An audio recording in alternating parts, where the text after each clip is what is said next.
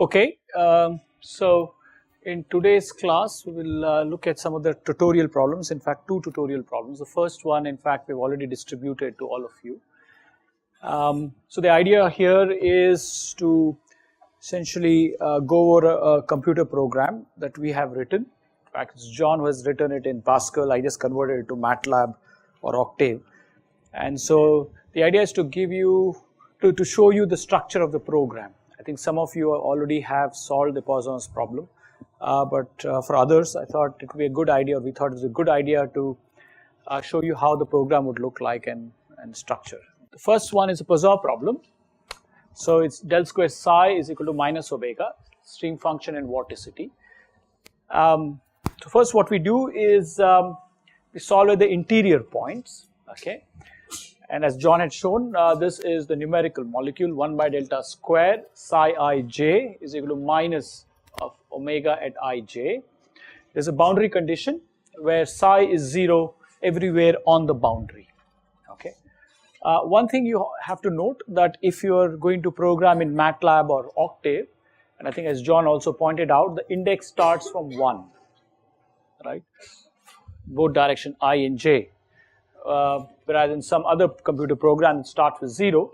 So in these notes it all starts from 0, but if you're programming in MATLAB or Octave you have to start with 1. So, right, and so now you have to iterate with the given conditions. Now the important thing to note, which I did not mention, is the omega on the right hand side is given to you, which is this function, okay. And with the boundary conditions, of course, it's given here, and this is the discretized form of this equation, and you plug in the right hand side. We know exactly what it is on the right hand side, okay. And now you iterate. R is your successive over relaxation parameter, and so you choose different values. So psi I j is your old value that you let's say get through the first iteration. For the next iteration, if you want to get the new value, whatever the new value you got, a fraction of that, because multiplied by r, 1 minus r times the old one becomes your new value, and then you go on to your next iteration and so on and so forth, okay. So that's the idea of the program, and so let me show you how the program would look like.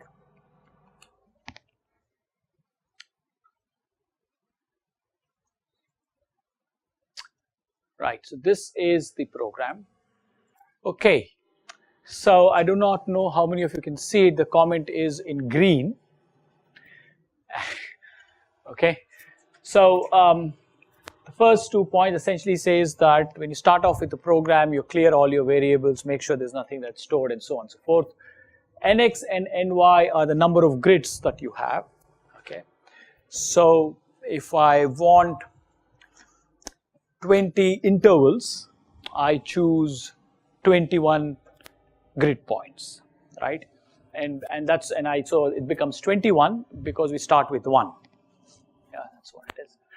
Then I initialize my values for the vorticity and the stream function, and so this essentially, the statement says W is equal to zeros nx and y. So essentially you have a matrix of zeros of that dimension nx and ny. That's what it does. Okay. Then the interval, the spacing between two grids, it's equally spaced. It is 1 divided by nx minus 1. And the relaxation parameter here, the most optimum value is what is taken, but as part of your exercise you've been asked to choose different values and see how fast it converges. And then I define two other variables, ER2 and ER1. One of them, the ER2, just tells you the residue in satisfying the equation. When you take everything on one side and then see whether the entire thing goes to 0 as you continue with the iteration. The second one, ER, tells you the error between your numerical solution and the analytical solution. You know what the analytical solution is, right? I showed you that it was there at the bottom, and it's there in your slides.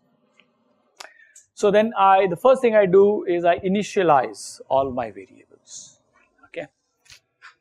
So if you recall, we know what the vorticity is, right, and so this is a function. So I have written a function, and I'll show you that function now. So that's init Poisson right there. Okay, and so here I initialize the values of W.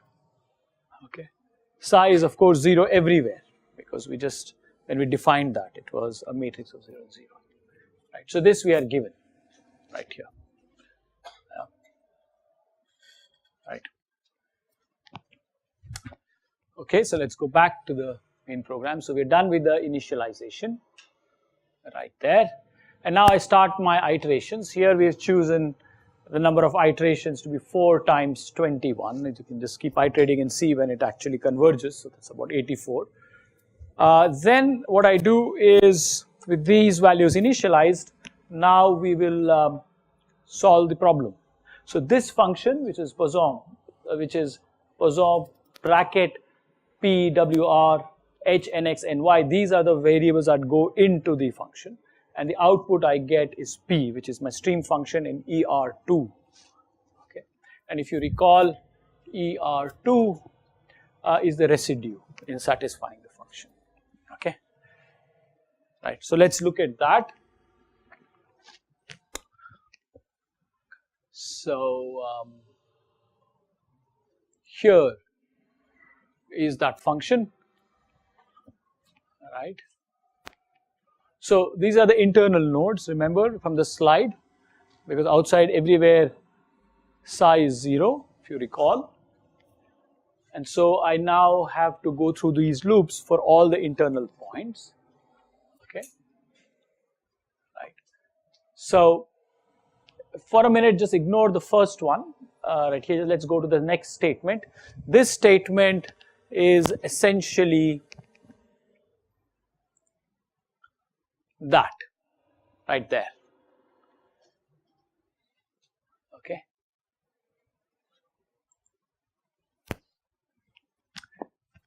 Yeah.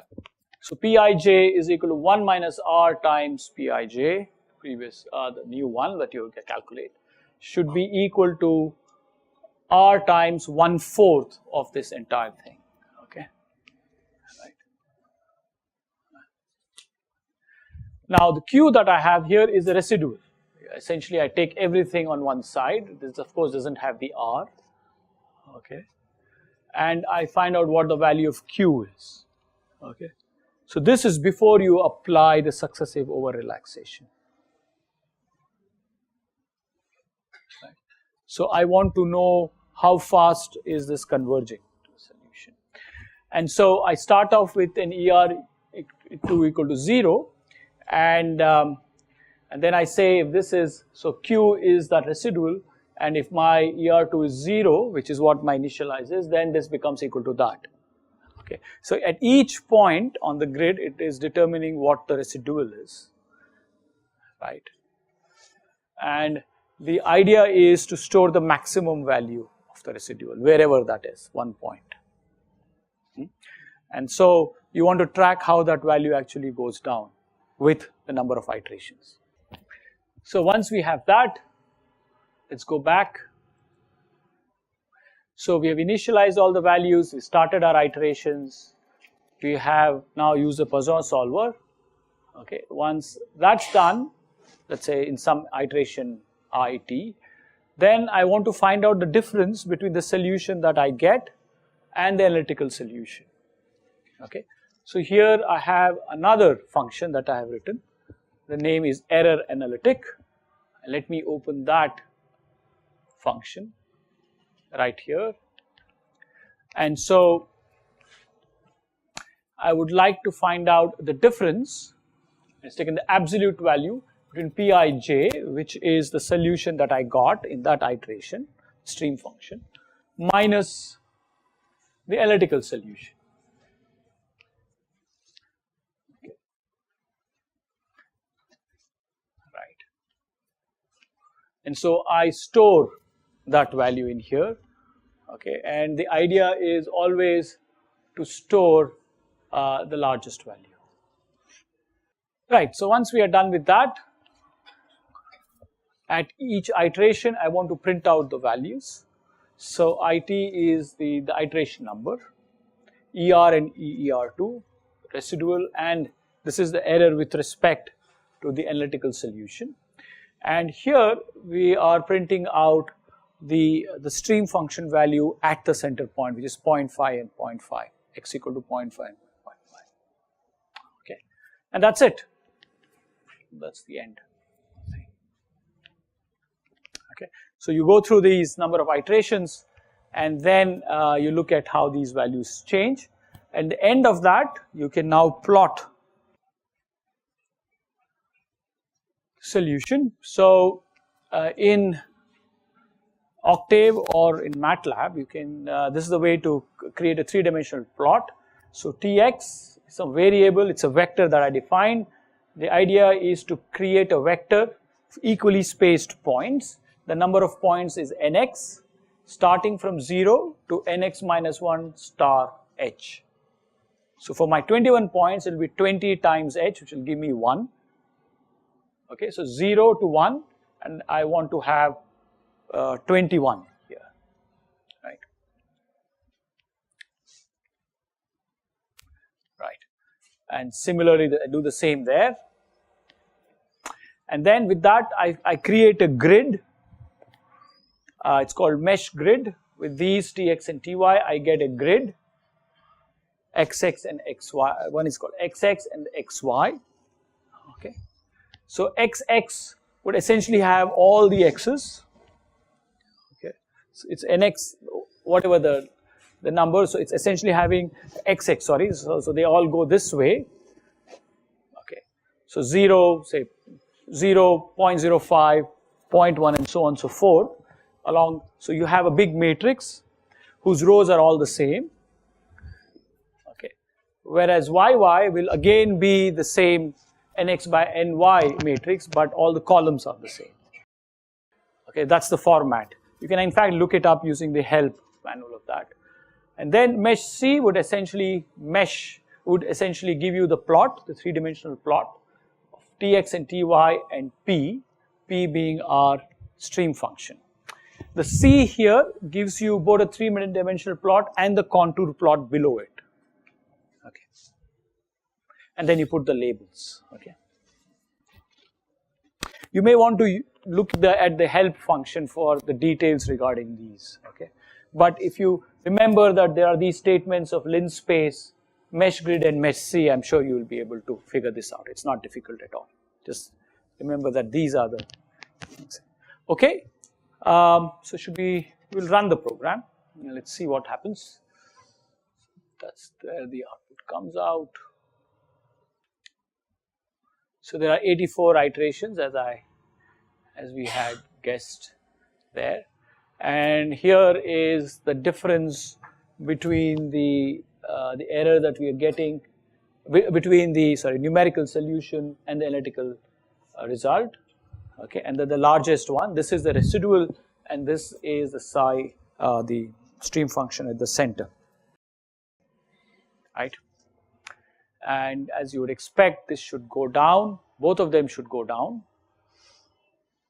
The residual will go to 0, but this error does not. The error solution just becomes a constant, right?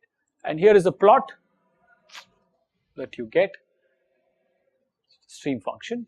As expected, it's 0 everywhere and peaks right here at the center. So on this tab, there is this rotate 3D with that symbol. You can click on that. I can get it to go, yeah. Then you can rotate it. This is the top view. Trying to get the bottom view to show you the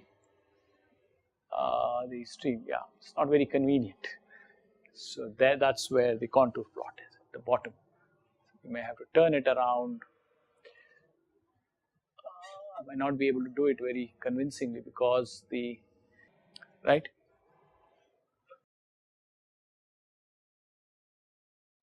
So I think as part of the exercise, you've been asked to use a finite difference method, of course same, with a grid 20 by 20, and you solve iteratively with SOR, give different values of R. Then having found the optimum value of R and the number of iterations needed for 3 figure accurate answer, You just get the contour plot as there.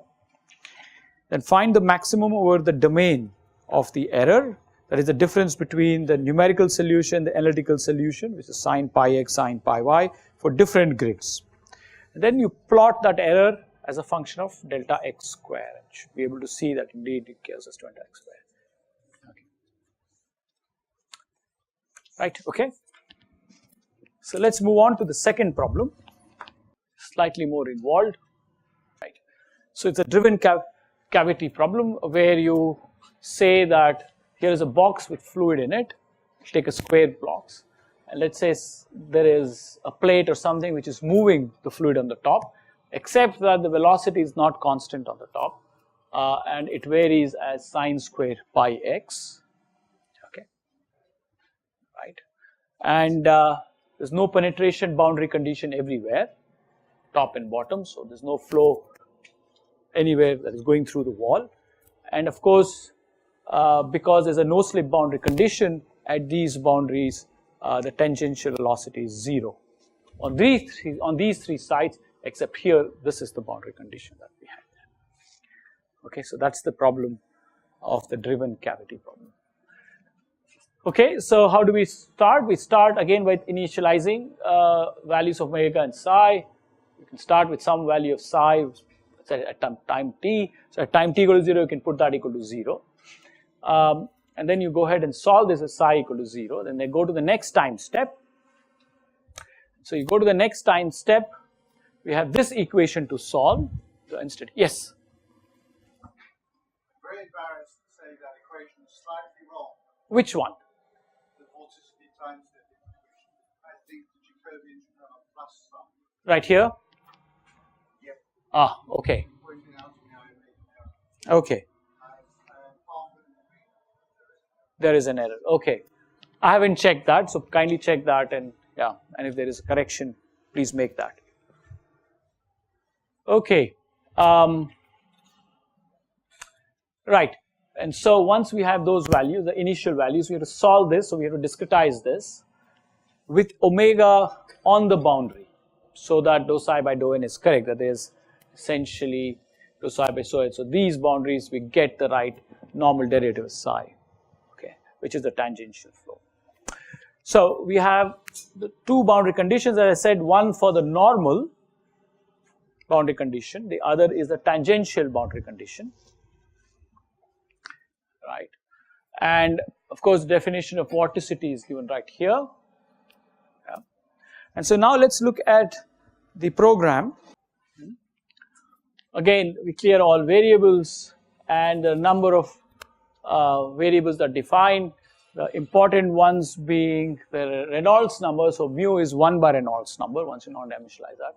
And so if you've taken r equal to 10, mu becomes 0.1, nx and ny, the number of iterations, right? And those iterations would be required for the Poisson solver. And then we initialize the values of vorticity, stream function, and Wt is essentially d omega dt. So you will see what that is once I go ahead and solve that. And then the spacing between the grids, initializing the time, the SOR parameter, and dt, so that it's stable, right, for stability.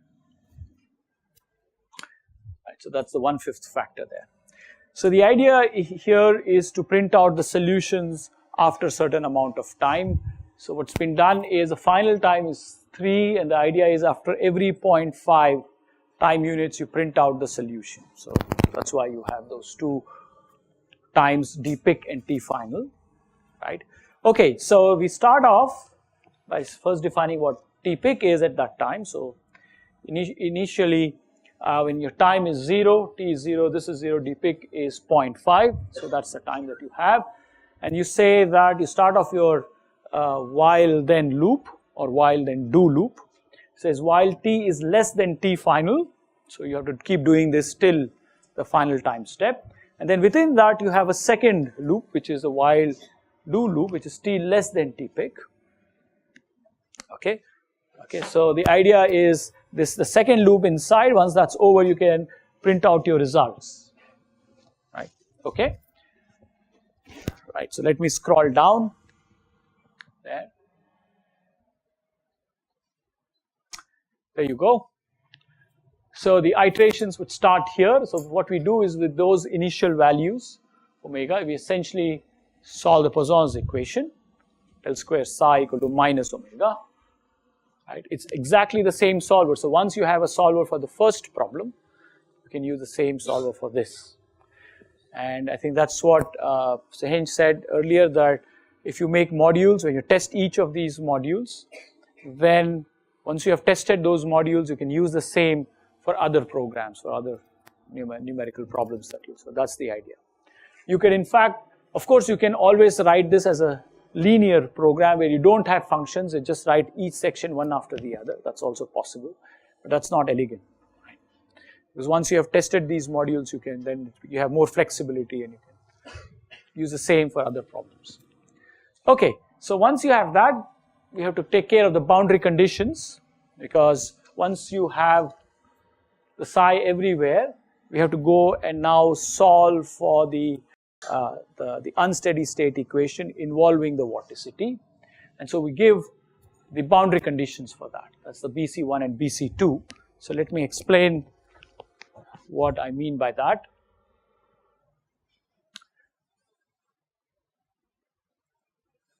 Right, so once if I'm solving this, I need omega at the boundaries, right? And for that,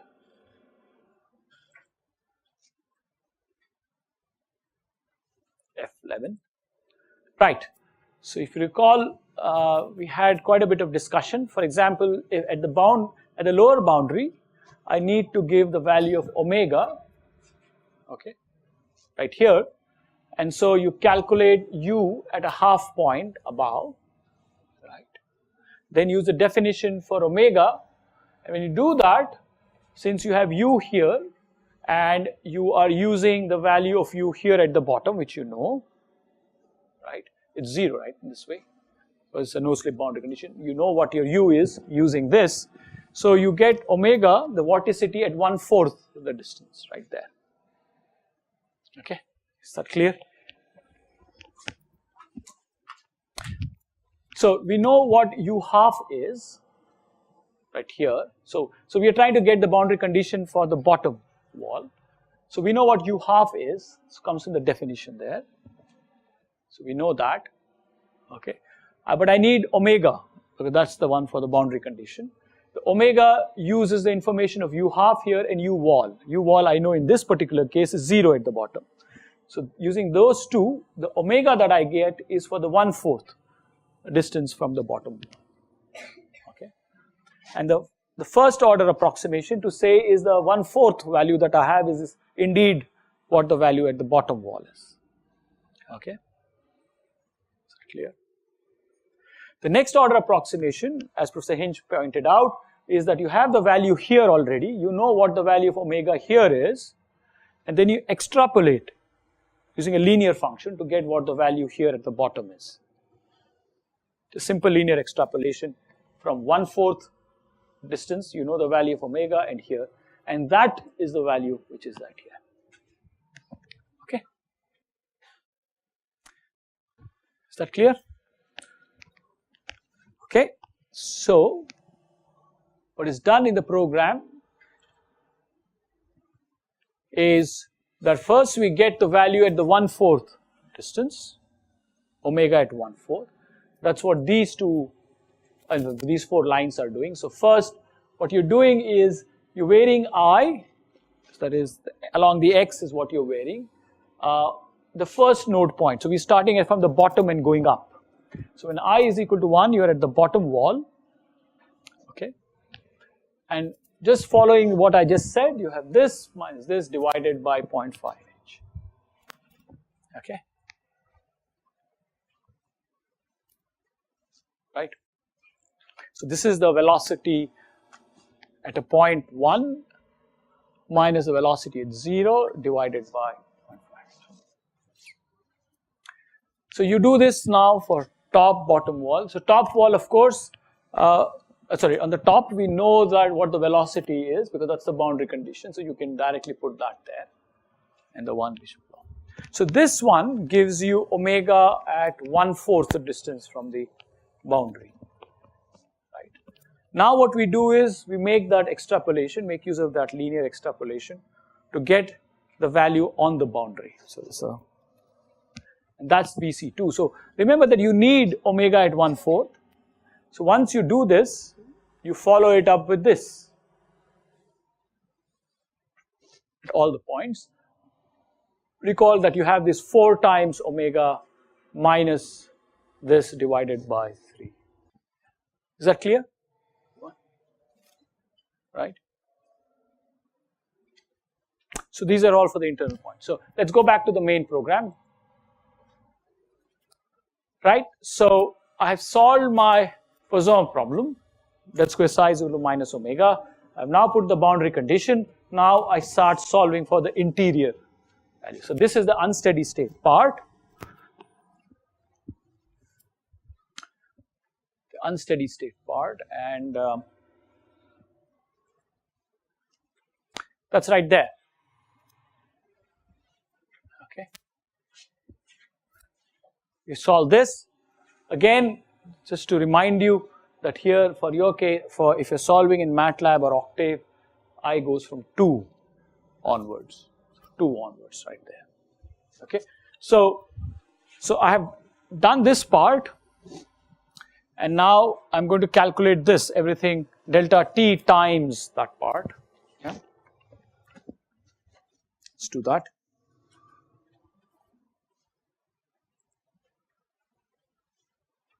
Right there. So omega t is essentially all of this.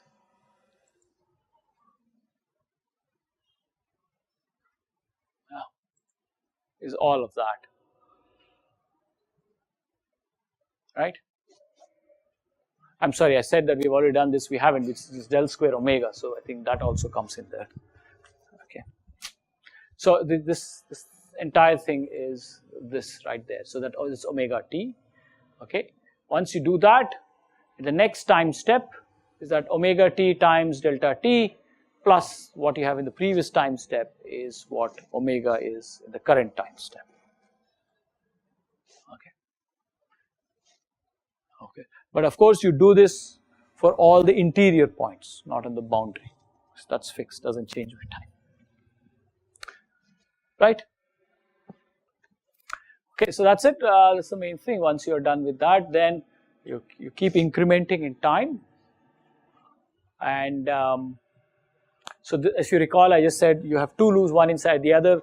The goal being to actually print out the values at intermediate times. And so you keep incrementing dpic. And then finally, at the end of this end, the second end for the while do loop, you come out and then you print your solutions. Yeah. Okay, let me run that. See how it does. Change the directory. Oops, sorry. This has to be minimized. I think I have too many points. There are 80 points. Maybe I should take a few minutes. I was trying to test this code yesterday. I will. And now. It gives you the value at 0.5. So the midpoint is what we've plotted. And then I get my velocity plot. 3 plots.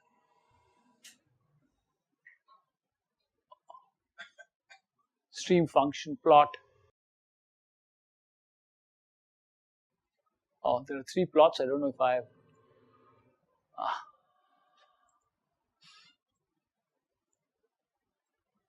Only 2 plots. That's okay. I thought there were 3 plots. Fine.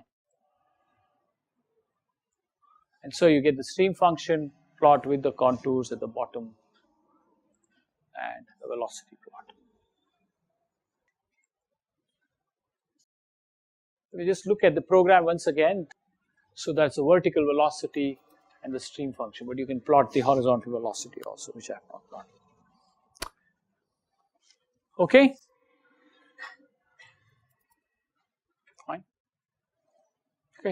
Thank you.